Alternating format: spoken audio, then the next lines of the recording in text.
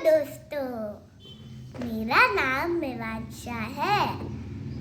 मुझको पता है आपको मेरा वीडियो बहुत पसंद है। आज मैं बुलडोजर रोलर का वीडियो लेके आया हूँ। बुलडोजर का आविष्कार 18 दिसंबर 1923 में हुआ था और इसे जेम्स कमिंग और जे.एल. मैक्लॉयड ने बनाया। बुलडोजर एक शक्तिशाली मशीन है।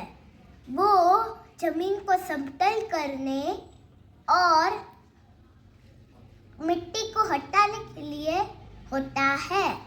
इसका उपयोग निर्माण कार्य में होता है, जैसे कि सड़क निर्माण, इमारत निर्माण और भूमि विकास।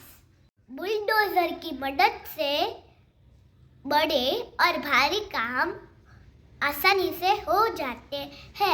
तो अगर आपको मेरा वीडियो अच्छा लगा हो तो इन्हें लाइक करिए, सब्सक्राइब करिए और शेयर करिए। धन्यवाद।